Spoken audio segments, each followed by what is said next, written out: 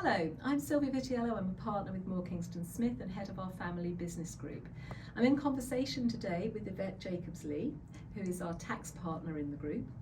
And Yvette and I have worked on lots of family businesses together over the years. And we've tackled all sorts of things with them, I think. But we do see some recurring themes coming through, I think. What are the top ones that you're seeing recently? I think particularly with family businesses, Sylvia, we see a lot of generational, intergenerational issues. And I think that's natural, isn't it? When you've got a wish to pass on your business, you've got to think about succession and think about timing for that. I mean, obviously as a tax advisor, I'm thinking a lot about the tax issues. And sometimes for the older generation, there can be a temptation to hang on to shares and pass those out to the next generation through a will. And that can be very tax efficient, of course. Particularly when we've got the business relief, used to be called business property relief, you might remember. Yes. And that can give 100% reduction in inheritance tax, so a tax-free passing on of shares where there's a qualifying business. But we see with lots of clients that through the generations, perhaps particularly, they might diversify, get involved in different areas. Property, I know, is a hot topic for lots of your clients who might have invested in property. And that can mean that full business relief isn't available. So we need to keep that under review for clients to see that they will get that inheritance tax exemption when the time is right to pass those shares. And of course there's the practical point as well of holding it on until the will passes it, you've got the next generation, and it's about trying to engage them, I think, really earlier on. Absolutely. I mean, this is the tension that we see, of course.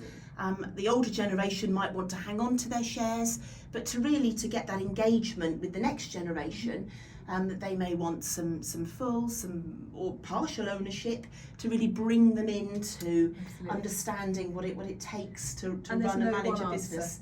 There's no one answer. No, that's so true. But of course, all the advice we give to clients is bespoke, and it's about getting under the skin of that business and knowing how we can help and support.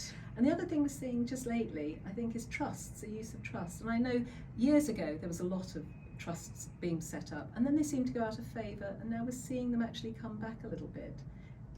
We've done quite a bit of work on those, haven't we?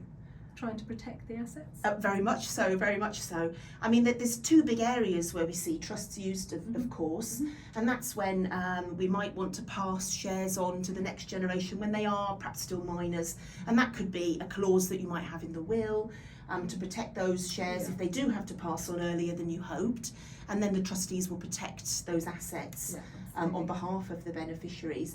But also, a lifetime planning tool. Sometimes we see grandparents make gifts into trust to provide income to pay for school fees.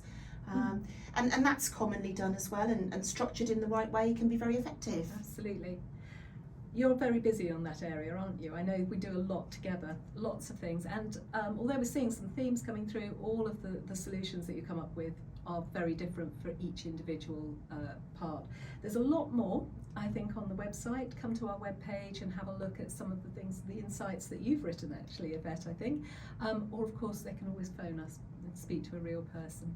Absolutely, always happy to chat.